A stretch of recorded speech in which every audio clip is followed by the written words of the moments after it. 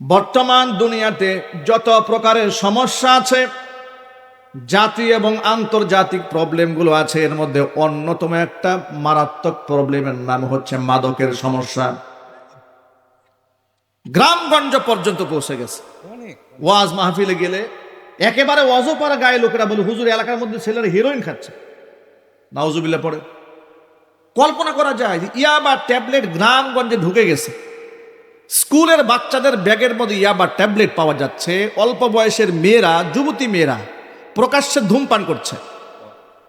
আবার সেই ধূমপান করে সেগুলোকে টিকটক ভিডিও বেনে অনলাইন সোশ্যাল মিডিয়াতে ছেড়ে গোটা একটা জাতিকে বিভ্রান্ত করছে।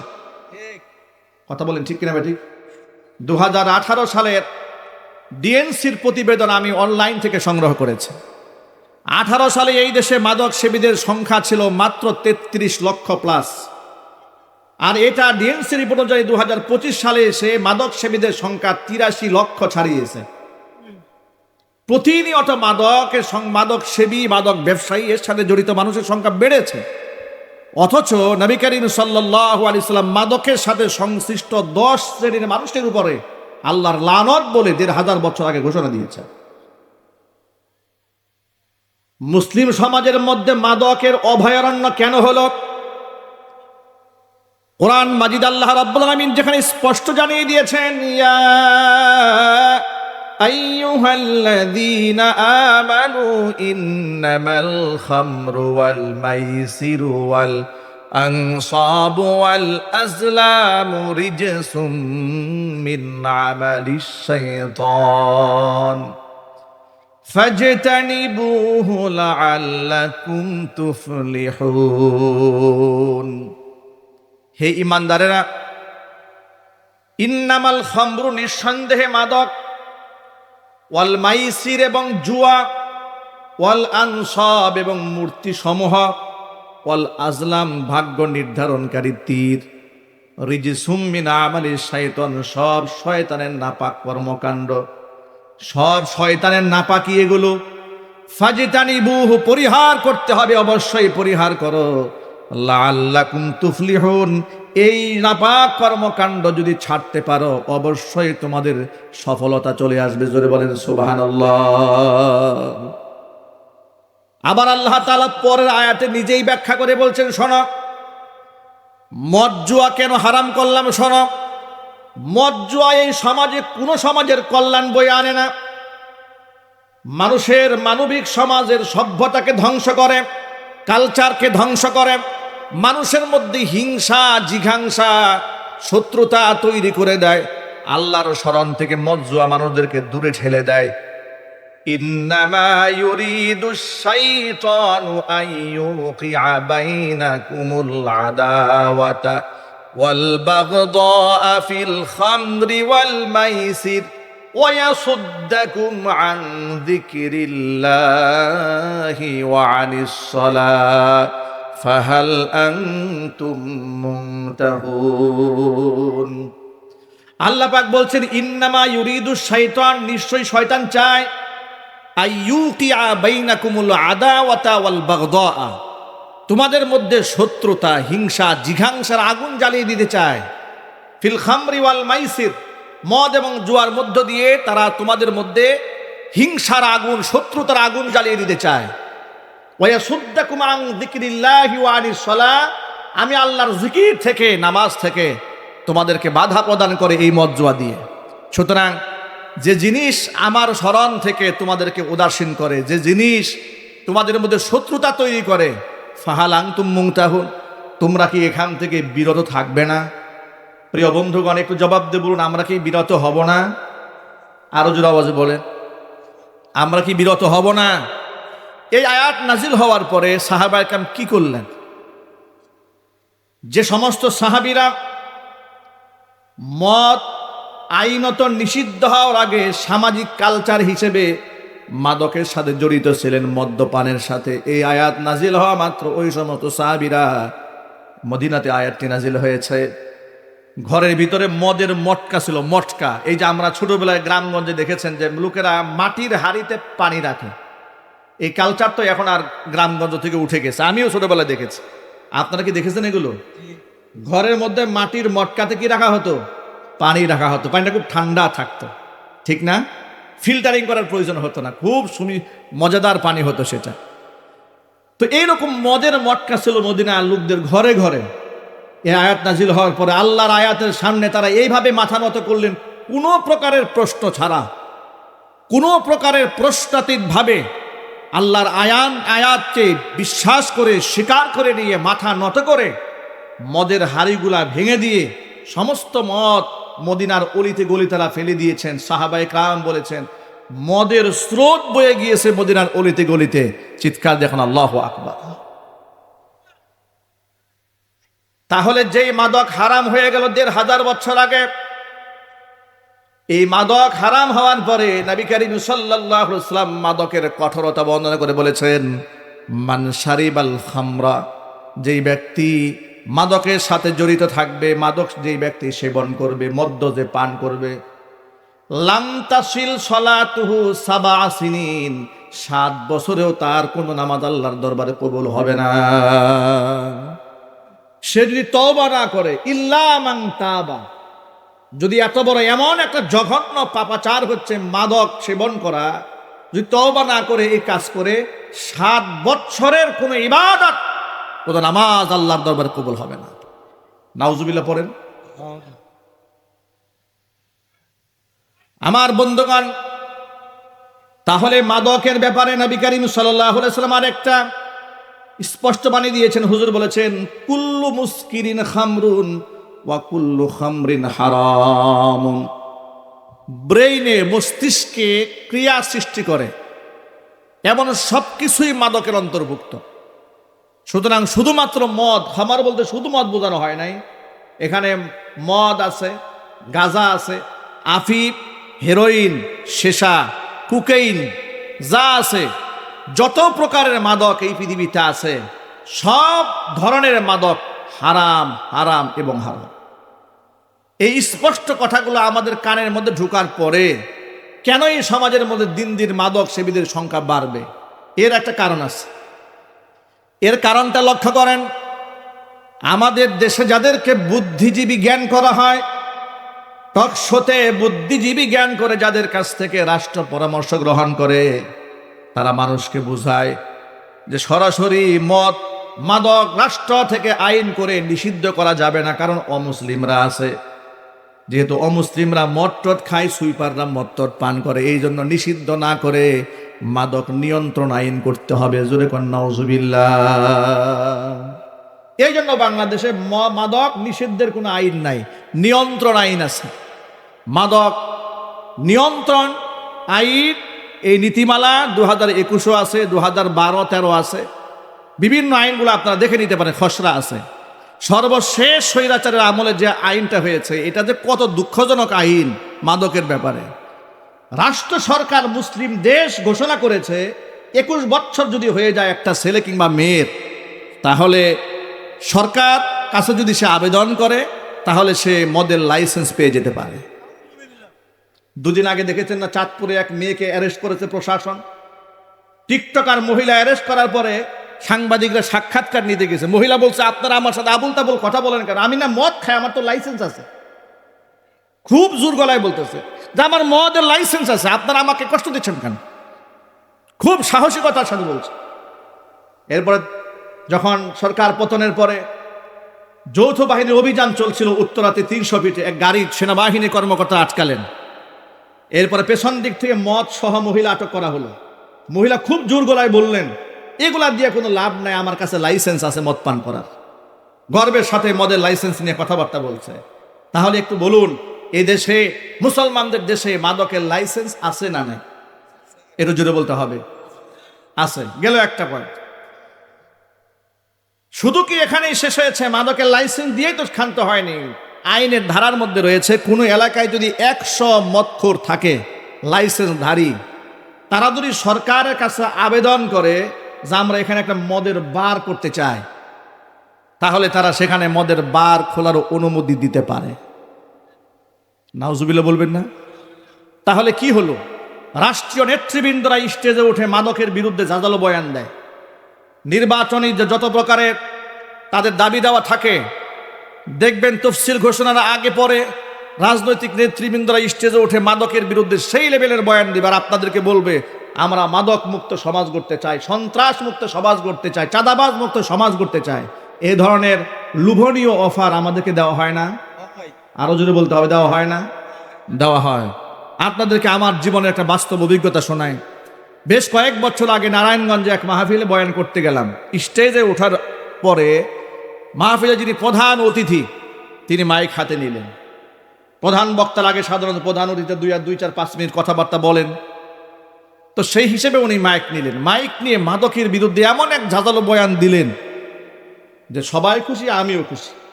আমি বয়ানে তার জন্য দোয়াও করলাম, এমনকি সর্বশেষ তার জন্য দোয়া করেছি, আল্লাহ পাক এই ধরনের নেতাকে কবুল করুন। আমি যখন মাহফিল মঞ্চ থেকে নেমে যাচ্ছি এমন সময় স্টেজে মাহফিল কর্তৃপক্ষের একজন আমাকে কানে কানে বলে, হুজুর যার জন্য এত দোয়া করলেন ওনাকে চেনেন? আমি বললাম না, চিনি না। বল ইনি হচ্ছে আমাদের এলাকার মাদকের ডিলার। আমি বললাম নাউযুবিল্লাহি মিন যালিক, এটা আপনারা বলেন কি? বলে হ্যাঁ। আমি বললাম উনি যে মাদকের বিরুদ্ধে জাজালো বয়ান দিল, বলে উনি পরিবেশ বুঝে, কোথায় গিয়ে কি বলতে হবে এরকম নেতা সমাজে আছে না ভাই? ওই দৈনিক 70-80 রাকাত তাহাজ্জুদের নামাজ পড়ে, নফল নামাজ পড়ে, এরকম কথাও তো আমরা শুনেছি। কথা বল।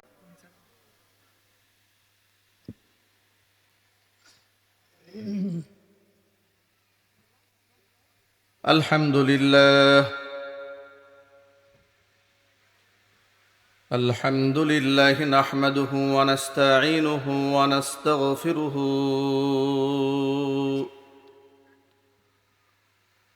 ওয়া নু'মিনু বিহি ওয়া নাতাওয়াক্কালু আলাইহি ওয়া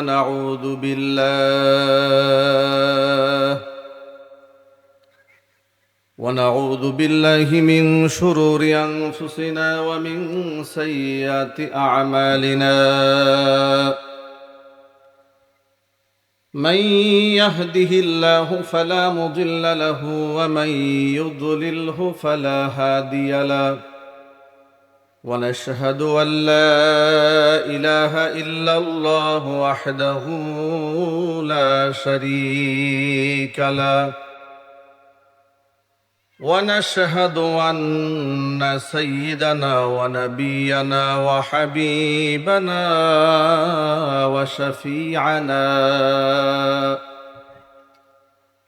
ومولانا محمدا عبده ورسوله الذي أرسله بالحق بشيرا ونذيرا وداعيا إلى الله بإذنه وسراجا منيرا. أما بعد فأعوذ بالله من الشيطان الرجيم. بسم الله الرحمن الرحيم. إن الله وملائكته يصلون على النبي يا أيها الذين آمنوا صلوا عليه وسلموا تسليما. اللهم صل على محمد وعلى آل محمد كما صليت على إبراهيم وعلى آل إبراهيم إنك حميد مجيد. اللهم بارك على محمد وعلى آل محمد كما باركت على إبراهيم وعلى آل إبراهيم إنك حميد مجيد. মোহাব্বতে প্রাণ খুলে সকলে মিলে কিছুক্ষণ জিকির করুন, লা ইলাহা স্ট্যান্ডটা একটু আগে দাও।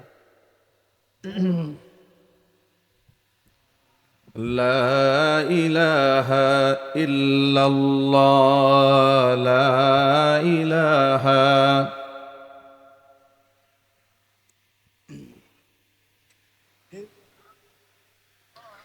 لا إله إلا الله لا إله إلا الله لا إله إلا الله لا إله إلا الله لا إله إلا الله محمد رسول الله صلى الله عليه وسلم আমিন। ঐতিহ্যবাহী নরসিংদী জেলার অন্তর্গত মনোহরদী উপজেলার বড়চাপা চেয়ারম্যান বাড়ি হাজী আফতাবউদ্দিন হাফিজিয়া মাদ্রাসা ও এতিমখানার প্রাক্তন ছাত্রদের 20 বছর পূর্তি এবং দস্তরবন্দি উপলক্ষে আয়োজিত বার্ষিক ওয়াজ ও দোয়া মাহফিলের সম্মানিত সভাপতি সাহেব জনাব আলহাজ মোহাম্মদ হেরেমুল্লাহ আহসান, অধ্যক্ষ আব্দুল কাদির মোল্লা সিটি কলেজ নরসিংদী, মোহতারাম সভাপতির নেক হায়াত আল্লাহ তাআলা দারাজ করুন, তার খিদমাতের ওয়াসাআতকে আল্লাহ তাআলা বৃদ্ধি করে দিন। আমন্ত্রিত বিশেষ অতিথিবৃন্দ, হাজরাত, উলামায়ে কেরাম, মুরব্বিয়ানে আযম, অত্র এলাকা এবং পার্শ্ববর্তী এলাকার বিভিন্ন প্রান্ত থেকে ছুটে আসা দিন দরদি, ইমানদার, পরহেজগার, মুত্তাকি মুসলিম ভাইয়েরা, পর্দার অন্তরালে অবস্থানরত আমাদের সকলের শ্রদ্ধা ভাজন পর্দানিসীন মা এবং বোনেরা, মহান আল্লাহ রাব্বুল আলামিনের দরবারে আলিশানে লাখো কোটি শুকরিয়া আদায় করছি যে মহান আল্লাহ তাআলা মুসলিম উম্মার এই সংকটাপূর্ণ মুহূর্তে দুনিয়াবি যাবতীয় কাজ থেকে ফারেক করে, মুক্ত করে লাখো কোটি মুমিন মুসলমানের মধ্য থেকে আমার আপনার মতো অযোগ্য নালায়েক গুনাহগার বান্দাদেরকে নির্বাচন করে নবী করিম সাল্লাল্লাহু আলাইহি ওয়াসাল্লামের ভাষায় বেহেশতের বাগানের মধ্যে উলামায়ে কেরামের মাজলিসে কোরআন হাদিসের মাহফিলে যথাসময়ে উপস্থিত হয়ে কোরআন সুন্নাহ থেকে আলোচনা করার, আলোচনা শোনার সুবর্ণ সুযোগ তৈরি করে দিয়েছেন। এই জন্য আপনারা খুশি না বেজার? কম না বেশি? হৃদয়ের সবটুকুন ভালোবাসা উজাড় করে শ্রদ্ধা জড়িত কণ্ঠে মহান মুনিবের শেখানো ভাষায় শুকরিয়া আদায় করছি। জবান ছেড়ে দিয়ে সকলে একযোগে বলছি আলহামদুলিল্লাহ। রব্বানা লাকাল হামদ হামদান কাসীরা তাইয়িবান মুবারাকান ফীহি ইয়া রাব্বি লাকাল হামদু কামা ইয়ানবাগি লিজালালি ওয়াজহিকা ওয়া আযীমি সুলতানিকা। আল্লাহ রাব্বুল আলামিন আজকের মাহফিলকে কবুল করুন। বড়চাপা চেয়ারম্যান বাড়ি হাজী আফতাবউদ্দিন হাফিজিয়া মাদ্রাসাকে, এতিমখানাকে আল্লাহ তাআলা কিয়ামত পর্যন্ত কবুল করুন। মাদ্রাসা ও এতিমখানার সকল হাজাত আল্লাহ তাআলা তার গায়বে খাজানা থেকে মিটিয়ে দিন। অক্লান্ত পরিশ্রম করে আজকের এই জান্নাতের বাগান যারা সাজিয়েছেন, দূরদারাজ থেকে শোনার জন্য যারা এসেছেন, আজকের মাহফিলের ওসিলা করে আল্লাহ তাআলা সকলকে মাফ করে দেন। অত্র এলাকার সমস্ত মুর্দেগানের কবরে আযাব আল্লাহ তাআলা কিয়ামত পর্যন্ত বন্ধ করে দিন। কাল হাসরের কঠিন ময়দানে আজকের এই আয়োজন আল্লাহ তাআলা আমাদের সকলের নাজাতের জারিয়া হিসেবে কবুল করেন। প্রিয় বন্ধুগণ, আজকে আমরা এমন একটি সময়ে মাহফিলে বসেছি, মুসলিম উম্মাহকে সততা বিভক্ত করার জন্য দুনিয়াতে হাজারো প্রচেষ্টা চলছে, ঠিক না ঠিক? মুসলিম উম্মাহকে আদর্শচ্যুত করার জন্য, নীতি এবং নৈতিকতার স্খলন সম্পাদন করার জন্য এই পৃথিবীর মুসলমান ও ইসলামের দুশ্মনেরা নানাবিধ প্রচেষ্টা চালাচ্ছে।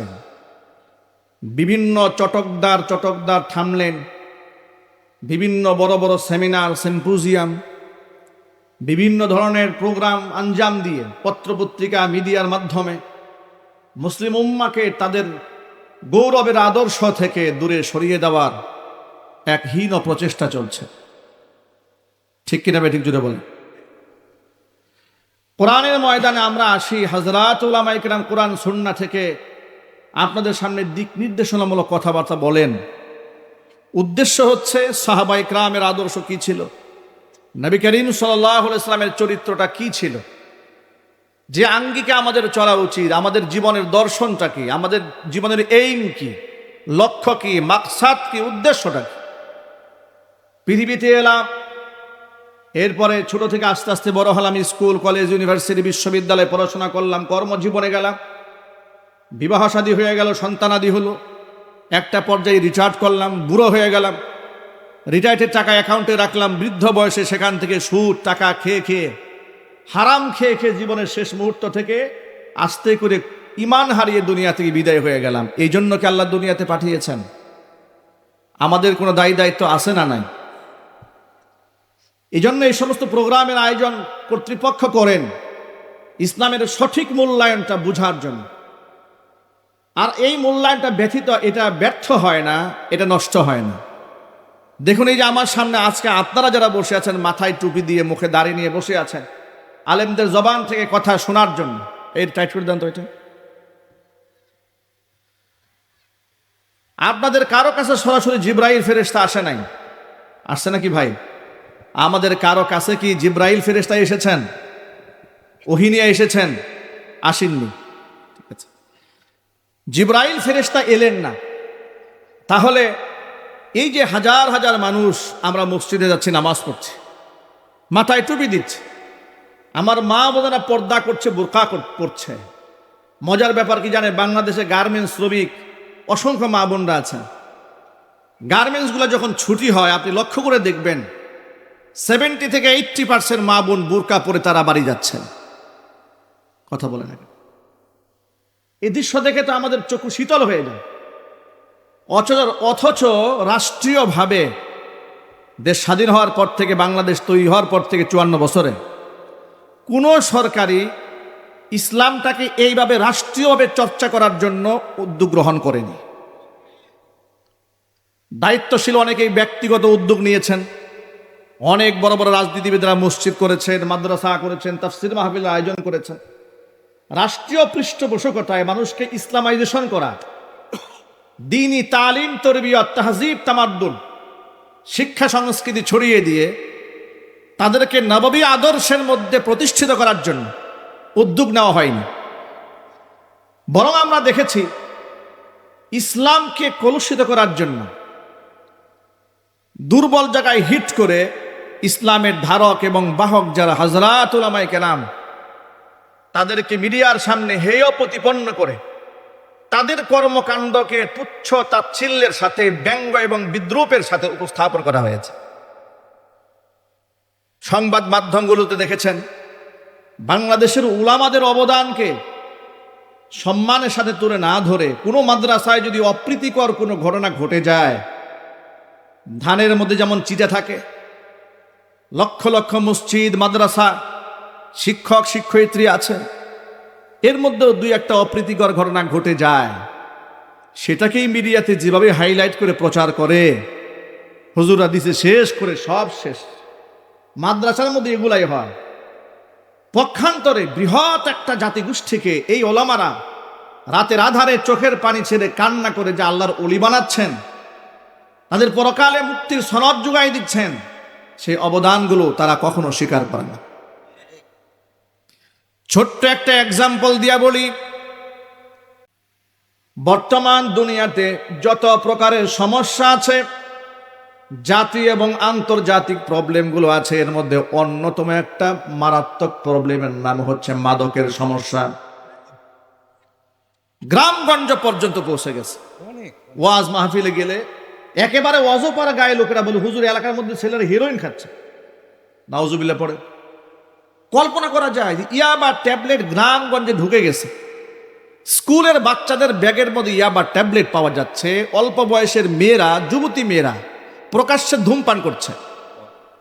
আবার সেই ধূমপান করে সেগুলোকে টিকটক ভিডিও বেনে অনলাইন সোশ্যাল মিডিয়াতে ছেড়ে গোটা একটা জাতিকে বিভ্রান্ত করছে। কথা বলেন ঠিক কিনা বেঠিক? 2018 সালের ডিএনসির প্রতিবেদন আমি অনলাইন থেকে সংগ্রহ করেছি। 18 সালে এই দেশে মাদক সেবীদের সংখ্যা ছিল মাত্র 33 লক্ষ প্লাস।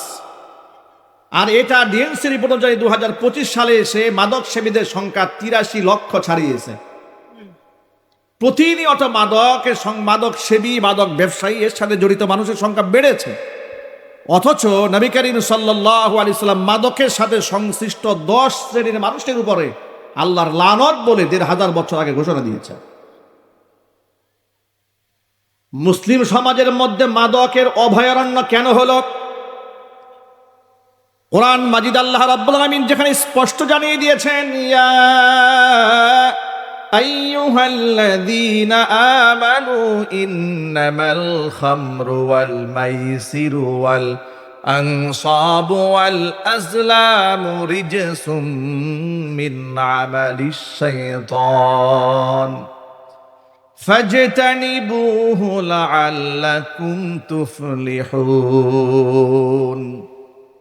হে ঈমানদারেরা, ইন্নামাল খামরু নিঃসন্দেহে মাদক, ওয়াল মাইসির এবং জুয়া, ওয়াল আনসাব এবং মূর্তি সমূহ, ওয়াল আজলাম ভাগ্য নির্ধারণকারী তীর, রিজসুম মিন আমালিশ শাইতান সব শয়তানের নাপাক কর্মকাণ্ড, সব শয়তানের নাপাকি এগুলো।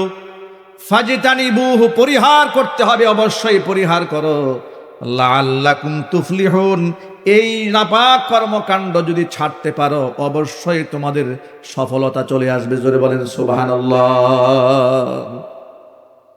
আবার আল্লাহ তাআলা পরের আয়াতে নিজেই ব্যাখ্যা করে বলছেন, শোনো মদ জুয়া কেন হারাম করলাম। শোনো, মদ জুয়া এই সমাজে কোনো সমাজের কল্যাণ বয়ে আনে না।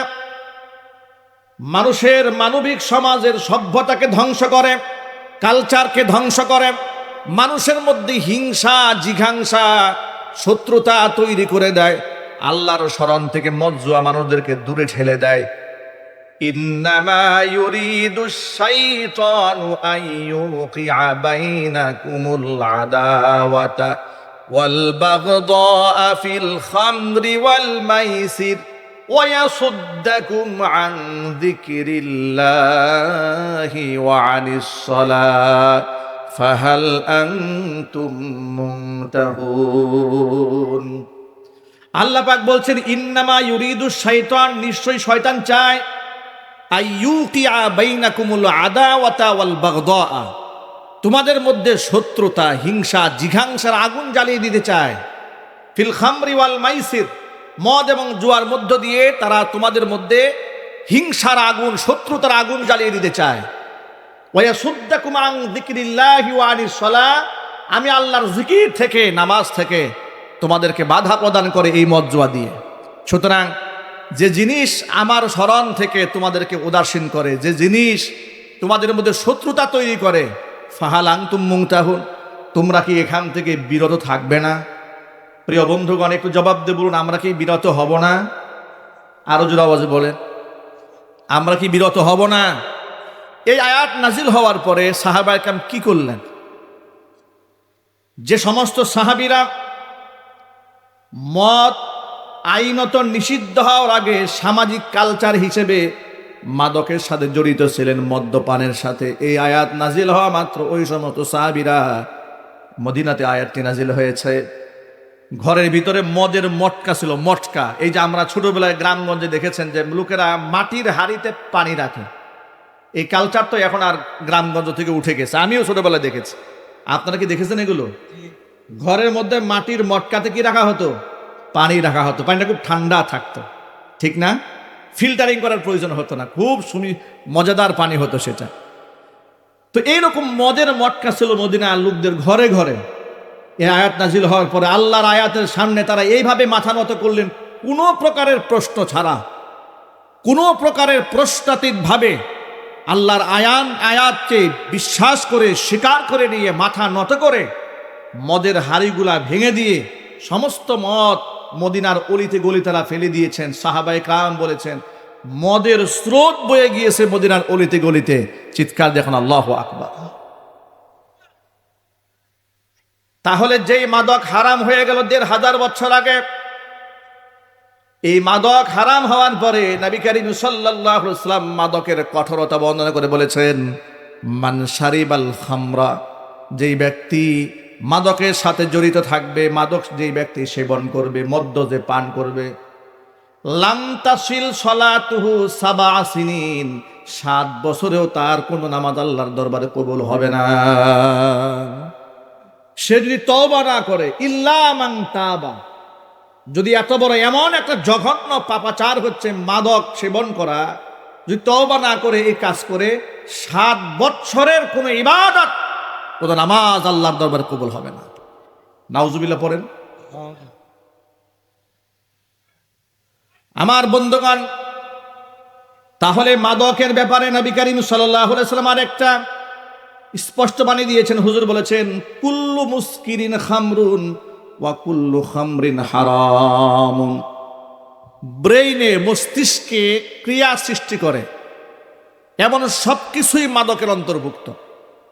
সুতরাং শুধুমাত্র মদ, খামার বলতে শুধু মদ বোঝানো হয় নাই, এখানে মদ আছে, গাঁজা আছে, আফিফ, হেরোইন, সেসা, কুকেইন, যা আছে, যত প্রকারের মাদক এই পৃথিবীতে আছে, সব ধরনের মাদক হারাম, হারাম এবং হারাম। এই স্পষ্ট কথাগুলো আমাদের কানের মধ্যে ঢোকার পরে কেন এই সমাজের মধ্যে দিন দিন মাদক সেবীদের সংখ্যা বাড়বে? এর একটা কারণ আছে।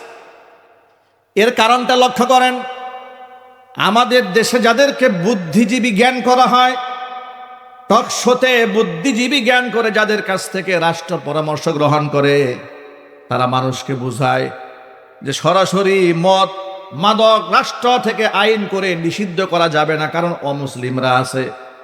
যেহেতু অমুসলিমরা মদ টদ খায়, সুইপাররা মদ টদ পান করে, এই জন্য নিষিদ্ধ না করে মাদক নিয়ন্ত্রণ আইন করতে হবে। জোরে কোন নাউজুবিল্লাহ। এই জন্য বাংলাদেশে মাদক নিষিদ্ধের কোনো আইন নাই, নিয়ন্ত্রণ আইন আছে। মাদক নিয়ন্ত্রণ আইন, এই নীতিমালা 2021 আছে, 2012-13 আছে, বিভিন্ন আইনগুলো আপনারা দেখে নিতে পারেন, খসড়া আছে। সর্বশেষ স্বৈরাচারের আমলে যে আইনটা হয়েছে, এটা যে কত দুঃখজনক আইন মাদকের ব্যাপারে। রাষ্ট্র সরকার মুসলিম দেশ ঘোষণা করেছে 21 বছর যদি হয়ে যায় একটা ছেলে কিংবা মেয়ের, তাহলে সরকার কাছে যদি সে আবেদন করে, তাহলে সে মদের লাইসেন্স পেয়ে যেতে পারে। দুদিন আগে দেখেছেন না, চাঁদপুরে এক মেয়েকে অ্যারেস্ট করেছে প্রশাসন। টিকটকার মহিলা অ্যারেস্ট করার পরে সাংবাদিকরা সাক্ষাৎকার নিতে গেছে। মহিলা বলছে, আপনারা আমার সাথে আবুল তাবুল কথা বলেন কেন? আমি না মদ খাই, আমার তো লাইসেন্স আছে। খুব জোর গলায় বলতেছে যে আমার মদের লাইসেন্স আছে, আপনারা আমাকে কষ্ট দিচ্ছেন কেন? খুব সাহসিকতার সাথে বলছে। এরপরে যখন সরকার পতনের পরে যৌথ বাহিনীর অভিযান চলছিল, উত্তরাতে 300 ফিটে এক গাড়ি সেনাবাহিনী কর্মকর্তা আটকালেন। এরপরে পেছন দিক থেকে মদ সহ মহিলা আটক করা হলো। মহিলা খুব জোর গলায় বললেন, এগুলা দিয়ে কোনো লাভ নাই, আমার কাছে লাইসেন্স আছে মদ পান করার। গর্বের সাথে মদের লাইসেন্স নিয়ে কথাবার্তা বলছে। তাহলে একটু বলুন, এই দেশে, মুসলমানদের দেশে মাদকের লাইসেন্স আছে না নাই? একটু জোরে বলতে হবে। আছে। গেল একটা পয়েন্ট। শুধু কি এখানেই শেষ হয়েছে? মাদকের লাইসেন্স দিয়েই তো ক্ষান্ত হয়নি। আইনের ধারার মধ্যে রয়েছে, কোনো এলাকায় যদি 100 মদখোর থাকে লাইসেন্সধারী, তারা যদি সরকারের কাছে আবেদন করে যে আমরা এখানে একটা মদের বার করতে চাই, তাহলে তারা সেখানে মদের বার খোলার অনুমতি দিতে পারে। নাউজুবিল্লাহ বলবেন না? তাহলে কি হলো? রাষ্ট্রীয় নেতৃবৃন্দরা স্টেজে উঠে মাদকের বিরুদ্ধে জাজালো বয়ান দেয়। নির্বাচনী যে যত প্রকারের তাদের দাবি দেওয়া থাকে, দেখবেন তফসিল ঘোষণার আগে পরে রাজনৈতিক নেতৃবৃন্দরা স্টেজে উঠে মাদকের বিরুদ্ধে সেই লেভেলের বয়ান দিবে, আর আপনাদেরকে বলবে আমরা মাদক মুক্ত সমাজ গড়তে চাই, সন্ত্রাস মুক্ত সমাজ গড়তে চাই, চাঁদাবাজ মুক্ত সমাজ গড়তে চাই। এই ধরনের লোভনীয় অফার আমাদেরকে দেওয়া হয় না? আরো জোরে বলতে হবে, দেওয়া হয় না? দেওয়া হয়। আপনাদেরকে আমার জীবনের একটা বাস্তব অভিজ্ঞতা শোনাই। বেশ কয়েক বছর আগে নারায়ণগঞ্জে এক মাহফিলে বয়ান করতে গেলাম। স্টেজে ওঠার পরে মাহফিলে যিনি প্রধান অতিথি, তিনি মাইক হাতে নিলেন। প্রধান বক্তার আগে সাধারণত প্রধান অতিথি 2-4-5 মিনিট কথাবার্তা বলেন, তো সেই হিসেবে উনি মাইক নিলেন। মাইক নিয়ে মাদকের বিরুদ্ধে এমন এক ঝাঁঝালো বয়ান দিলেন যে সবাই খুশি, আমিও খুশি। আমি বয়ানে তার জন্য দোয়াও করলাম, এমনকি সর্বশেষ তার জন্য দোয়া করেছি, আল্লাহ পাক এই ধরনের নেতাকে কবুল করুন। আমি যখন মাহফিল মঞ্চ থেকে নেমে যাচ্ছি, এমন সময় স্টেজে মাহফিল কর্তৃপক্ষের একজন আমাকে কানে কানে বলে, হুজুর, যার জন্য এত দোয়া করলেন ওনাকে চেনেন? আমি বললাম, না, চিনি না। বলে, ইনি হচ্ছে আমাদের এলাকার মাদকের ডিলার। আমি বললাম, নাউজুবিল্লাহি মিন যালিক, এটা তো বলেন কি? বলে, হ্যাঁ। আমি বললাম, উনি যে মাদকের বিরুদ্ধে জাজালো বয়ান দিল, বলে উনি পরিবেশ বুঝে, কোথায় গিয়ে কি বলতে হবে এরকম নেতা সমাজে আছে না ভাই? ওই দৈনিক 70-80 রাকাত তাহাজ্জুদের নামাজ পড়ে, নফল নামাজ পড়ে, এরকম কথাও তো আমরা শুনেছি। কথা বলে না কেন?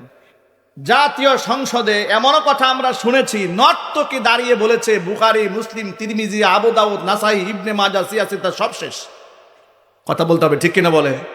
এগুলোও তো আমরা শুনেছি। 2011 সালে আমরা এমন কথাও শুনেছি, নারী উন্নয়ন নীতিমালা 2011 প্রণয়ন করার সময় সূরাতুন নিসার 11 নম্বর আয়াত লঙ্ঘন করে পৈতৃক সম্পত্তির মধ্যে নারী এবং পুরুষকে সমান বানিয়ে দেওয়ার আইনি প্রস্তাবনা যখন পেশ করা হয়েছিল, হাজরাত উলামা একরাম সেই প্রস্তাবনার বিরুদ্ধে দাঁড়িয়ে গিয়েছিলেন। নেতৃত্ব দিয়েছিলেন মুফতি আমিনী রহমাতুল্লাহি আলাইহি।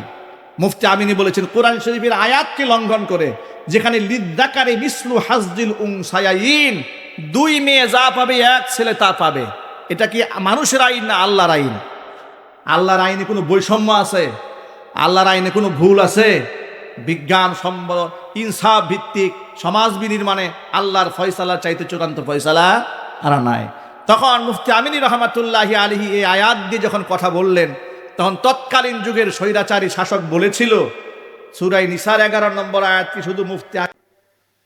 আমরাও তো পড়েছি। এর মানে হচ্ছে কে কোথায় ধর্মকে কিভাবে ইউজ করতে হয় এটা মোটামুটি সবাই বুঝে, কিন্তু বাস্তবতা ভিন্ন। প্রিয় ভাইয়েরা আমার, এই জন্য বলি, মিষ্টি মিষ্টি কথা তো সবাই বলতে পারে, এবার শুধু মিষ্টি কথা বললে হবে না, এবার নেতৃত্বে এমন মানুষকে পৌঁছায় দিতে হবে যারা শুধু মুখে বলে ক্ষান্ত হবে না, আমলে বাস্তবায়ন করবে। মাদক নিয়ন্ত্রণ কোনো আইন বাংলাদেশে হবে না, গোটা বাংলাদেশের মানুষের হৃদয়ের তামান্না, বাংলার জমিনে মাদক নিষিদ্ধের আইন করতে হবে। মাদক নিষিদ্ধ হয়ে যাক, এটা কি আপনারা চান? কারা কারা চান? দোহা দেখতে চাচ্ছেন? আল্লাহ কবুল করে, জোরে কোন আমিন।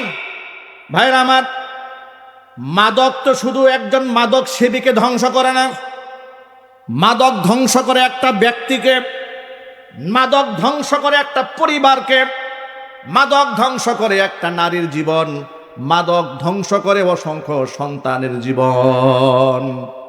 ঠিক কিনা বলেন? এই যে কিশোর জ্ঞান তৈরি হয়েছে অল্প বয়সে, 12 থেকে 16, 17, 18 বছরের ছেলেরা, আপনি অবাক হয়ে যাবেন এদের কাণ্ডকলাপ দেখলে। এরা প্রাইভেট কার নিয়ে 90-100 মডেলের গাড়ি একটা নিয়ে রাস্তা ব্লক দিয়ে দেয়, ব্লক দিয়ে সম্মানিত মানুষের গলার মধ্যে ছুরি চালায় দেয়। এই বাস্তবতা আছে না নাই? আরো জোরে বলেন। এগুলার একটু খোঁজখবর নিয়ে দেখেন, একটা হয়তো ড্যান্ডি ঘামে খাওয়ার সাথে জড়িত, নাকি ইয়াবা খাচ্ছে, কেউ হিরোইন খাচ্ছে, গোটা মাদক চক্রটাকে এগুলো পরিচালনা করছে। আর এর কুপ্রভাব গোটা সমাজের মধ্যে কত নেগেটিভ আসর করছে, গোটা সমাজটাকে জাহান্নামে ডেকে তার প্রান্তে পৌঁছে দিচ্ছে। এখন এই যে বুদ্ধিজীবীরা টকশোতে বসে বসে বললেন যে না, মাদক নিষিদ্ধ করা যাবে না, নিয়ন্ত্রণ করা উচিত, অমুসলিমরা আছে, এই যুক্তি দিয়ে তারা এর মাদকের পক্ষে অবস্থান গ্রহণ করলেন। কিংবা এমন কথা বললেন যে বিদেশিরা তো আসে আমাদের দেশে, মেহমানরা আসে, তা তাদেরকে আপনি পায়খানা পেশাব যাই খাওয়ান, একটু মদ না খাওয়ালে তো পেট ভরবে না। এটা মোটামুটি একটা তাদের বক্তব্য। এই ধরনের অযৌক্তিক প্রযুক্তি কথাবার্তা বলে মাদককে তারা নিষিদ্ধের দিকে এগোয় না। আবার কেউ কেউ তো বলেন যে এটা তো কোনোভাবেই সম্ভব না যে মাদক মুক্ত একটা রাষ্ট্র হতে পারে, এটা কি সম্ভব নাকি? এটা তারা কল্পনাও করতে পারে না। আমি তাদের জন্য ছোট্ট একটা প্রেসক্রিপশন দেই। এই যে বড়চাপা চেয়ারম্যান বাড়ি হাজী আফতাবউদ্দিন হাফিজিয়া মাদ্রাসা এতিমখানা, এই মাদ্রাসার আজকে 20 বছর পূর্তি উপলক্ষে মাহফিল। 20 বছরে যত ছেলে এখানে পড়াশোনা করেছে, আপনারা তো এই এলাকার লোক, আপনারা ইনসাফের সাথে জবাব দিয়ে বলেন তো, এই 20 বছরে এখান থেকে একটা মাদক সেবী বের হয়েছে? যেভাবে আপনারা আস্তে জবাব দিলে মনে হয় সন্দেহ আছে। একটু জোর আওয়াজে বলেন, একটা মাদক সেবী বের হয়েছে? একটা মাদক ব্যবসায়ী, একটা গুন্ডা মাস্তান বের হয়েছে, একটা ডাকাত খুনি বের হয়েছে? না, বের হয়নি। আরেকটা এক্সাম্পল দিয়ে বলি, বাংলাদেশে হাটহাজারী মঈনুল ইসলাম চট্টগ্রাম মাদ্রাসা, বিশাল বড় মাদ্রাসা। ঢাকা শহরে জামিয়া রহমান আরাবিয়া, বিশাল মাদ্রাসা। জামিয়াতুল উলুম আল ইসলামিয়া, বিশাল মাদ্রাসা। ফরিদাবাদ মাদ্রাসা, এগুলো অনেক বড় বড় মাদ্রাসা। দেওভোগ মাদ্রাসা নারায়ণগঞ্জে, বিশাল বড় বড় মাদ্রাসা। এরকম বাংলাদেশে বড় বড় কওমি মাদ্রাসা আছে। এক একটা মাদ্রাসার মধ্যে ছাত্রদের সংখ্যা 2000, 3000, 5000-এর উপরে। বিশাল বিশাল মাদ্রাসা। এই যে এত ছাত্র একসাথে আছে, আপনারা রাত যখন 3টা বাজবে, এটা আপনাদেরকে খুব অবাস্তব কিছু বোঝাবার জন্য বলছি না, রাত যখন 3টা বাজে, একটু মাদ্রাসা ছাত্র শিক্ষকদের সমালোচনা না করে, রাত 3টা 4টা বাজে, একটু মেহেরবানি করে মাদ্রাসার দিকে একটু তাকাবেন যে এরা করে কি। দেখবেন রাত যখন গভীর, গোটা দুনিয়া গভীর ঘুমে আচ্ছন্ন, কোনো আওয়াজ নাই, পশু পাখির আওয়াজ শোনা যায় না। ঠিক ওই মুহূর্তে রাত 3টা বাজে মাদ্রাসার বারান্দায়, যেহেতু ছাত্ররা ঘুমায় আছে, মাদ্রাসার বারান্দায় কিছু ছাত্ররা নিভু নিভু আলোতে কোরআন নিয়ে বসে আছে। মসজিদের মধ্যে অসংখ্য ছাত্র তাহাজ্জুদের নামাজে দাঁড়ায় আল্লাহ পাকের কোরআন তেলাওয়াত করছে, চোখের পানি ছেড়ে আল্লাহর কাছে কান্নাকাটি করছে। রাষ্ট্রের যে উন্নয়ন হয়, দেশের যে রহমত আসে, বরকত আসে, হাদিস শরীফের মধ্যে এসেছে, ইন্নাকুম তুরজাকুনা বিদুআফাইকুম, ও ধনীরা শোনো, তোমাদেরকে রিজিক দেওয়া হয়, এমনিতেই রিজিক দেওয়া হয় না, তোমাদের দরিদ্রদের ওসিলায় তোমাদেরকে রিজিকে বরকত দেওয়া হয়। এই যে এতিমখানা মাদ্রাসার মধ্যে আপনারা টাকা দেন, সাহায্য করেন, এতিমখানায় যেই ব্যক্তি টাকা দেয়, যেই ব্যক্তি সাহায্য করে, দরিদ্র অসহায়ের পাশে দাঁড়ায়, হাদিস কি বলেছে? নবী করিম সাল্লাল্লাহু আলাইহি সাল্লাম বলেছেন, আস-সাঈ আলাল আরমিলাতি ওয়াল মিসকিন কাল মুজাহিদি ফি সাবিলিল্লাহ ওয়া কাল কাইমি লা ইয়াফতুর ওয়া কাস সাইমি লা ইফতির, আও কামা ক্বালা আলাইহি সালাতু ওয়াস সালাম, আস-সাঈ আলাল আরমিলাতি ওয়াল মিসকিন, বিধবা নারীর সাহায্যে যেই ব্যক্তি এগিয়ে আসে, এতিম মিসকিনদের সাহায্যে যেই ব্যক্তি এগিয়ে আসে, শ্রম দেয়, ঘাম জড়ায়, কাল মুজাহিদি ফি সাবিলিল্লাহ, আল্লাহর পথের মুজাহিদ জিহাদ করে যেই সওয়াব পায়, আল্লাহ পাক এতিমের সাহায্যকারী, বিধবার সাহায্যকারী ব্যক্তিকে মুজাহিদের সওয়াব দান করে দেন। ওয়াকাল কাইমি লা ইফতুর ওয়া কাস সাইমি লা ইফতির, রাতের বেলায় তাহাজ্জুদের নামাজে অবিরত সময় কাটায়, সারা রাত তাহাজ্জুদের নামাজে কাটায়, অবিরত তাহাজ্জুদের নামাজ আদায় করে যেই সওয়াব পায়, এতিম মিসকিনকে সাহায্য করলে আমলনামার মধ্যে আল্লাহ সেই সওয়াব লিখে দেন। অবিরত নফল রোজা রাখলে যেই সওয়াব হয়, এতিম মিসকিন আর বিধবাকে সাহায্য করলে কন্টিনিউ নফল রোজা রাখার সওয়াব আল্লাহ পাক আমলনামায় দান করে দেন। জোরে জোরে বলেন সুবহানাল্লাহ। আল্লাহ পাক যেন এতিম অসহায়দের পাশে আমাদের দাঁড়াবার তৌফিক দান করেন। ভাইরা আমার, এটা আমার মূল পয়েন্ট নয়, মূল পয়েন্টে ফিরে আসি। এই যে অসংখ্য হাজার হাজার লক্ষ লক্ষ ছাত্র আছে মাদ্রাসার, আমি আল্লাহর নামের কসম করে যদি বলি আমাকে হলফ করতে হবে না, হলফ করলে আমাকে কাফারা দিতে হবে না, আমি কসম করলে আমাকে কাফারা দিতে হবে না, এই লক্ষ লক্ষ মাদ্রাসার ছাত্র ছাত্রী, শিক্ষক শিক্ষয়িত্রী, ছাত্র উস্তাদ যত মানুষ আছে, একজন মানুষকে আপনি মাদকের সাথে সংশ্লিষ্ট পাবেন না। ঠিক না ব্যাটিক জুড়ে বলেন? আপনি মদ, গাঁজা, আফিম, হেরোইন তো অনেক দূরের কথা, সামান্য একটা বিড়ি সিগারেটও আপনি এদের হাতে পাবেন না। আপনি মাদ্রাসার সাথে সংশ্লিষ্ট ছাত্র উস্তাদ তো দূরের কথা, মাদ্রাসার যে ঝাড়ু দেয়, ঝাড়ুদারেরও মাদকের সাথে সংশ্লিষ্ট থাকে না। সুবহানাল্লাহ বলবেন না? মাদ্রাসার যে বাবুর্চি রান্না করে, সে বাবুর্চিও মাদকের সাথে সংশ্লিষ্ট থাকে না। এখন প্রশ্ন হলো, যে সমস্ত বুদ্ধিজীবীরা বলেন যে না, ইউনিভার্সিটি, কলেজ এগুলা মাদক মুক্ত রাখা যায় না, সিগারেট মুক্ত রাখা যায় না, কারণ নিয়ন্ত্রণ করা অসম্ভব, আমি ওই সমস্ত সম্মানিত ব্যক্তিদের দৃষ্টি আকর্ষণ করে বলছি, বুদ্ধিজীবীদের কাতারে নাস্তিক বেঈমানদেরকে না নিয়ে এই দেশের বড় বড় কওমি মাদ্রাসার মুফতি, মুহাদ্দিস, উলামা, মুফতিদেরকে তাদেরকে ডেকে আনুন, তাদের কাছ থেকে ফর্মুলা জিজ্ঞেস করেন, আপনি কেমনে প্রতিষ্ঠান চালান যে পোলাপান মাদক খায় না? কথা বলতে হবে, ঠিক না বলেন?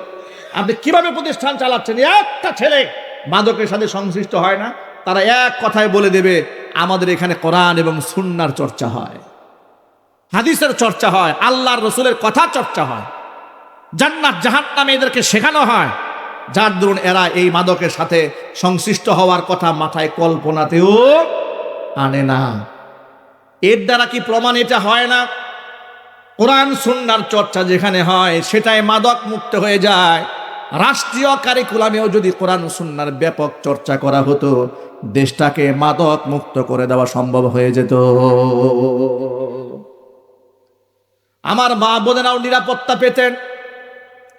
আজকে বাংলাদেশে মা বোনদের নিরাপত্তা নাই। তবেও যদি কোরআন সুন্নাহর চর্চা করা হয়, আমাদের সন্তানদেরকে যদি আমাদের কোরআন সুন্নাহর তালিম দেওয়া হয়, তাহলে ইনশাআল্লাহ আমাদের সমাজেও সন্তানেরা মাদক মুক্ত জীবন গড়তে পারবে। কথা বলেন ঠিক কিনা? জোরে বলেন। আমাদের মা বোনেরাও একটা উত্তম জীবন পাবেন যদি কোরআন সুন্নাহর চর্চা হয়। দেখুন, এক্সাম্পল দিয়ে বলি আপনাদেরকে, আমাদেরকে শিশুকালে আমরা যে বইগুলা পড়েছি, আমরা সেখানে অনেক নারীদের গল্প পড়েছি না ভাই? বেগম রোকেয়া, সুলতানা কামাল ইত্যাদি ইত্যাদি নাম পড়েছি আমরা। এই সমস্ত নামের মধ্যে বেগম রোকেয়ার জায়গায় যদি আপনি মা খাদিজাতুল কুবরা রাদিয়াল্লাহু তাআলা আনহার জীবনীটা সংযোজন করে দেন, উম্মুল মুমিনে মা আয়েশা রাদিয়াল্লাহু তাআলা আনহার জীবনীটা আমাদের বাচ্চাদেরকে আমরা সংযোজন করে দিতে পারি। মা আয়েশা রাদিয়াল্লাহু তাআলা আনহা তিনি তো শুধুমাত্র একজন স্ত্রী ছিলেন না, তিনি একজন মুহাদ্দিসা ছিলেন। পৃথিবীতে যত হাদিস আপনারা শোনেন, আমরা আপনাদেরকে শোনাই, 3 জন ব্যক্তির হাদিস পৃথিবীতে সবচেয়ে বেশি বর্ণিত হয়েছে। আল্লাহু আকবার বলেন। হাদিস শাস্ত্রের মধ্য থেকে যত হাদিস আপনাদেরকে আমরা শোনাই, হাদিসের ভান্ডার থেকে 3 জন ব্যক্তি এই দুনিয়াতে উম্মার মধ্যে সবচেয়ে বেশি হাদিস বর্ণনা করেছেন। একজনের নাম হযরত আবু হুরায়রা রাদিয়াল্লাহু তাআলা আনহু। একাই তিনি 5374টা হাদিস বর্ণনা করেছেন। দ্বিতীয় যিনি হাদিস বর্ণনা করেছেন তার নাম হুজুরে খাদেম হযরত আনাস ইবনে মালিক রাদিয়াল্লাহু তাআলা আনহু। 2286টা হাদিস তিনি একাই বর্ণনা করেছেন। তৃতীয় যিনি সর্বাধিক হাদিস বর্ণনা করেছেন তিনি হচ্ছেন আমাদের মা, আমাদের কলিজার টুকরা নয়নমণি উম্মুল মুমিনিন মা আয়েশা সিদ্দিকা রাদিয়াল্লাহু তাআলা আনহা। একা তিনি 2210টা হাদিস বর্ণনা করেছেন। জোরে বলেন সুবহানাল্লাহ। আমাদের সেই মায়ের জীবনীটা যদি আমাদের বাচ্চাদেরকে পড়ানো হতো, আমাদের মা খাদিজাতুল কুবরা রাদিয়াল্লাহু তাআলা আনহার জীবনীটা যদি আমাদের বাচ্চাদেরকে শিশুকাল থেকে আমরা প্রাইমারি লেভেলে পড়াতাম, আমরা মাধ্যমিক লেভেলে পড়তাম, উচ্চ মাধ্যমিক লেভেলে পড়াতাম, ইউনিভার্সিটি লেভেলে পড়াতাম, তাহলে আমাদের মায়েরা বোনেরা একটা আদর্শ মা কেমন হতে হয়, আদর্শ স্ত্রী কেমন হতে হয়, স্বামীর প্রতি কেমন শ্রদ্ধাশীল হতে হয়, কেমন দায়িত্ববোধ থাকতে হয়, এটা আমার মা বোনরা এখান থেকে শিক্ষা গ্রহণ করতে পারতেন। ঠিক না ব্যাঠিক? জোরে বলেন। আর এই কথা যদি আমরা বলি যে শিক্ষা ব্যবস্থার মধ্যে এগুলা ঢুকানো হোক, এরা বলে এই সব হচ্ছে মৌলবাদী, এই সব মৌলবাদী ধর্মান্ধ, এরা সব তো খালি ধর্ম খুঁজে। লেখাপড়া করবেন সেখানেও ধর্ম খুঁজে, রাষ্ট্র পরিচালনা করে সেখানেও তারা ধর্ম খুঁজে, রাজনীতির মধ্যে এসে ধর্ম খুঁজে। আমি বলবো, আমি আল্লাহর বান্দা, আমি ধার্মিক, আমি যা বাঁচবো যতদিন, জীবনের প্রত্যেকটা পদক্ষেপে অবশ্য আমাকে ধর্ম খুঁজতে হবে। কেন আমি ধর্ম খুঁজবো না? আমার ধর্ম তো কমপ্লিট। আমি কেন খুঁজবো না আমার ধর্ম? আমার ধর্ম জীবনের পরতে পরতে আমাকে দিক নির্দেশনা দান করেছে। উম্মুল মুমিনিন মা খাদিজাতুল কুবরা রাদিয়াল্লাহু তাআলা আনহার জীবন থেকে ছোট্ট একটা অংশ শোনাই। হাদিসটা বর্ণনা করেছেন উম্মুল মুমিনিন মা আয়েশা সিদ্দিকা রাদিয়াল্লাহু তাআলা আনহা। যেহেতু আমার মা বোনেরা বক্তব্য শুনতে পাচ্ছেন, কথাটা মনোযোগ সহকারে শুনুন। মা আয়েশা বলেন, খাদিজাতুল কুবরা রাদিয়াল্লাহু তাআলা আনহার ইন্তেকালের পরে আমি যখন নবীজি সাল্লাল্লাহু আলাইহি সাল্লামের ঘরে এসেছি মদিনাতুল মুনাওয়ারায়, আল্লাহর রসুলের সামনে খাদিজার আলোচনা যখনই এসেছে, হুজুর তার এত প্রশংসা করতেন যে আমার মাঝে মাঝে হিংসা হতো। একদিন তার আলোচনা আসলো আর এমন প্রশংসা শুরু হয়েছে খাদিজা রাদিয়াল্লাহু তাআলা আনহার, আমি হিংসা ফাগিরতু, আমার প্রচন্ড হিংসা হলো। আমি এক পর্যায়ে বলেই ফেললাম, হে আল্লাহ রসুল, ইন্নাহা কানাত আজুজাতান, তিনি একজন বৃদ্ধা মহিলা ছিলেন, সে তো ইন্তেকাল করেছে কত আগে। কদ আবদালাকাল্লাহু খাইরাম মিনহা, তার পরিবর্তে তো আল্লাহ আমার মতো একজন উত্তম রমণী আপনার জীবনে দান করেছেন। আপনি এখনো তার কথাই বলেন। আল্লাহর নবী তখন কসম করে বলেছেন, ওয়াল্লাহি আয়েশা শোনাম, মা আবদালানি আল্লাহু খাইরাম মিনহা, খাদিজার চেয়ে উত্তম রমণী আমার জীবনে আল্লাহ পাক আর দান করেন নাই। কদ আমানাত বি ইদ কাফারা বিয়ান নাস, সমাজের লোকেরা যখন আমাকে অস্বীকার করেছে, আমার খাদিজা তখন আমার উপর ঈমান এনেছে। ওয়াসাদ্দাকাতনি ইদ কাযযাবানিয়ান নাস, সমাজের লোকেরা যখন আমাকে মিথ্যাবাদী বলেছে, আমার খাদিজা আমাকে সত্যবাদী বলেছে। ওয়াসাতনি বিমালিহা ইদ হারামানিয়ান নাস, সমাজের লোকেরা যখন তাদের সম্পদ থেকে আমাকে বঞ্চিত করেছে, খাদিজা তার সকল সম্পদ দিয়ে আমাকে সহযোগিতা করেছেন। ওয়ারাযাকানি আল্লাহু মিনহাল ওয়ালাদ ওয়ামা রাযাকানি মিন গায়রিহা, হুজুর বলেন আমার যত সন্তান আছে সব খাদিজার গর্ভে আল্লাহ পাক দান করেছেন, অন্য স্ত্রীর গর্ভে আল্লাহ আমার কোনো সন্তান দান করেন নাই। জোরে বলেন সুবহানাল্লাহ। খাদিজা রাদিয়াল্লাহু তাআলা আনহার মর্তবা, মাকাম, দারাজাত এত উপরে চলে গিয়েছিল। আবু হুরায়রা রাদিয়াল্লাহু তাআলা আনহু থেকে বুখারী মুসলিমের একটা হাদিস পাওয়া যায়, আন আবি হুরায়রা রাদিয়াল্লাহু তাআলা আনহু আন্নাহু ক্বাল আতা জিবরিলুন নাবিয়্য সাল্লাল্লাহু আলাইহি ওয়াসাল্লাম ফাকালা ইয়া রাসূলুল্লাহ হাদিহি খাদিজা ক্বাদ আতাতকা ইযা আতাতকা ফাকরা আলাইহা সালাম মিন রাব্বিহা ওয়া মিন্নি। আবু হুরায়রা বলেন, জিবরাইল আলাইহিস সালাতু ওয়াস সালাম নবীজির কাছে এলেন, আসার পরে বলছেন, হাদিহি খাদিজা কদ আতাতকা, এই তো খাদিজা আপনার কাছে প্রায় চলে এসেছে। মাহা ইনাউন ফিহি ইদামুন ওয়া তুআমুন ওয়া শারাবুন, তার হাতে একটা পাত্র আছে, যে পাত্রের মধ্যে কিছু খাবার পানীয় আছে। যখন সে আপনার সামনে আসবে, ঠিক ওই মুহূর্তে আপনি আপনার স্ত্রী খাদিজাকে আল্লাহর পক্ষ থেকে এবং আমি জিবরাইলের পক্ষ থেকে সালাম জানাবেন। শুধু সালামি জানাবেন তা নয়, ওয়াবাশশিরহা বিবাইতিন ফিল জান্নাতি মিন কাসাবিন লা সাখাবা ফিহি ওয়ালা নাসাবা, তাকে আপনি মনি মুক্তা খচিত একটা জান্নাতের সুসংবাদ দিবেন, যে জান্নাতে কোনো ক্লান্তি থাকবে না, কোনো নয়েজ থাকবে না। জোরে জোরে বলেন সুবহানাল্লাহ। ভাইরা আমার, উম্মুল মুমিনিন মা খাদিজা রাদিয়াল্লাহু তাআলা আনহা এমন এক মহিয়সী রমণী ছিলেন, যাকে আল্লাহ সালাম জানিয়েছেন, জিবরাইল আলাইহিস সালাতু ওয়াস সালাম সালাম জানিয়েছেন, জান্নাতের সুসংবাদ দিয়েছেন। আল্লাহ নবী যার ব্যাপারে বলেছেন, আল্লাহ দুনিয়ার জীবন থেকে আমি খাদিজাকে হারায় ফেলেছি, কাল হাসরের কঠিন ময়দানে আমি যেন আমার খাদিজাকে না হারায়া যাই। মায়েরা বোনেরা, নবী করিম সাল্লাল্লাহু আলাইহি সাল্লাম বলেছেন, আমার খাদিজা আমার পেছনে সব ব্যয় করেছে, কোনোদিন আফসোস করে নাই। আমার খাদিজা আমার পেছনে এত শ্রম দিয়েছে যে পাহাড় বেয়ে 2500 ফিট উঁচা পাহাড় বেয়ে ক্লান্ত হয়েছে, মুখ ফুসকে কখনো বলেন নাই যে আমি খুব ক্লান্ত, আমি রাতের আধারে বাড়ি ফিরেছি, এক টুকা দিয়েছে, দরজা খুলে দিয়েছে, কোনোদিন বলে নাই আপনার কারণে আমি বিশ্রাম পর্যন্ত নিতে পারি না। আল্লাহ পাক তাকে ক্লান্তিহীন এক জান্নাতের সুসংবাদ দান করেছেন। হুজুর বলেছেন, কোন পুরুষ যদি, কোন নারী যদি এই অবস্থায় মারা যায় যে স্বামী তার উপর সন্তুষ্ট, আল্লাহ পাকের জান্নাত ওই নারীর জন্য ওয়াজিব হয়ে যায়। অথচ আজকে আমাদের মায়েরা বোনেরা স্বামীদেরকে শ্রদ্ধা করতে চায় না, সম্মান করতে চায় না, তার হক নিয়ে তাকে লাঞ্ছিত করে, অপমানিত করে, তাদের কষ্ট দেয়। আবার এক পক্ষ এরকম যেমন নারীরা লাঞ্ছিত হয়, অন্য পক্ষ আবার অসংখ্য জায়গায় অসংখ্য নারীরা অপমানিত হয় পুরুষের কাছে। এমন জালেম স্বামীও সমাজের মধ্যে আছে না নাই? জুড়ে বলেন। এই যে আমরা মুখে দাড়ি রেখেছি না, লম্বা লম্বা দাড়ি, মাথায় পাগড়ি পরেছি, লম্বা হাল খেলা পরেছি, এগুলা হচ্ছে আমাদের বাহ্যিক সুন্নাহ। এগুলা কি সুন্নাহ জুড়ে বলেন? বাহ্যিক। এই দাড়িটাকে অবমূল্যায়ন করবেন না। কেন করবেন না শোনেন, এটাই হচ্ছে একজন মুসলমানের ওই সুন্নাহ যেই সুন্নাহ নিয়ে ব্যক্তি কবরে যাবে। সুবহানাল্লাহ বলেন। এই যে আমার গায়ের জামা, এটা নিয়ে আমি কবরে যাব? মাথার পাগড়ি নিয়ে কবরে যাব সম্ভব? মিসওয়াক নিয়ে কবরে যাওয়া যাবে না। কিন্তু এটা এমন একটা আমল, যে আমল নিয়ে আমি কবর পর্যন্ত হাজিরা দেব। আল্লাহু আকবার বলেন। এগুলা বাহ্যিক আমল, কিন্তু এর গুরুত্ব আছে।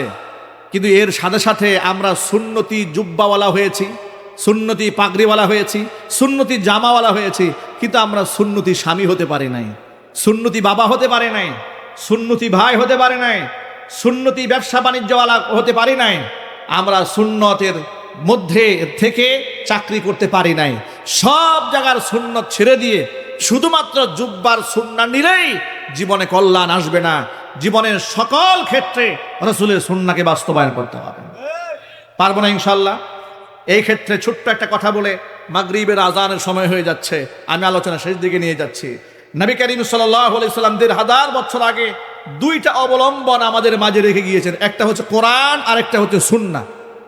আপনারা আমার সাথে জবাব দিয়ে বলবেন কয়টা জিনিস দেখেছেন? একটার নাম কি, আরেকটার নাম সুন্নাহ। এই জন্য কোরআন অনেক এই সমাজের মধ্যে নতুন একটা ফেতনা তৈরি হয়েছে, তারা বলে যে সুন্নতের কোনো হাদিসের কোনো দরকার নাই, শুধু কোরআনই যথেষ্ট, কোরআনই অল ইন অল, আল্লাহর কালাম, এটা সুসংরক্ষিত রয়েছে, হাদিসের কোনো প্রয়োজন নাই। এরা নিজেদেরকে দাবি করে আহলে কোরআন বলে। কি বলে দাবি করে? নিজেদেরকে বলে আহলে কোরআন। আর এই ফেতনাটা ঢুকেছে কিছু জেনারেল শিক্ষিত মানুষের মগজে। এটা কত বড় ফেতনা, কত বড় মারাত্মক। আবার তারা বই পুস্তক লিখেছে, তারা টকশো করে, বিভিন্ন জায়গায় তর্ক বিতর্কের মধ্যে জড়িয়ে যায়। আমি আমার সকল ভাইদেরকে বলছি, কোরআন নিঃসন্দেহে আল্লাহ পাকের কালাম, কিন্তু এটা বুঝার জন্য, এটার ব্যাখ্যা মানার জন্য, কোরআনটাই মানার জন্য হাদিস ছাড়া মানার কি কোনো উপায় আছে? আরো জোর আওয়াজে বলেন। হাদিস যে মানতে হবে, হাদিস মানাটা এটা কোরআন মানারই না মানত, কারণ এটা কোরআনের নির্দেশ। সূরা হাসর আল্লাহ পাক বলেছেন, ওয়ামা আতাকুমুর রাসূলু ফাখুযুহু, তোমার রসুল তোমাদের কাছে, আমার রসুল তোমাদের কাছে যা নিয়ে এসেছেন, ফাখুযুহু, তোমরা ধরো, ওয়ামা নাহাকুম আনহু ফান্তাহু, যে জিনিস থেকে নিষেধ করেছেন বিরত থাকো। তাহলে কোরআনে তো নির্দেশ আছে রসুল পাকের সাল্লাল্লাহু আলাইহি সাল্লামের আদেশ নিষেধ মান্য করার ব্যাপারে। আপনি যদি হাদিস না মানেন, তাহলে আপনি কোরআন মানতে পারলেন? মানতে পারলেন। আরেকটা এক্সাম্পল দিই, ইমানের পরে আজানের সময় হয়ে গেছে, আজানের সময় হয়ে গেছে। যাই হোক, তাহলে আমাদের জীবনকে রাঙাতে হলে দুইটা জিনিস প্রয়োজন, একটা কোরআন এবং সুন্নাহ। আল্লাহ পাক যেন আমাদের সকলকে কোরআন এবং সুন্নাহকে বক্ষে ধারণ করে জীবনে বাস্তবায়ন করতে তৌফিক দান করেন। আমিন। ওয়া আখিরু দাওয়ানা আনিল হামদুলিল্লাহি রাব্বিল আলামিন। আসসালামু আলাইকুম ওয়া রাহমাতুল্লাহি ওয়া বারাকাতুহু। বলুন আজাদ, আজাদ, আজাদ। এই ওই টাইম না দেখ, ওইটা বা ওইখানে দিতে হবে।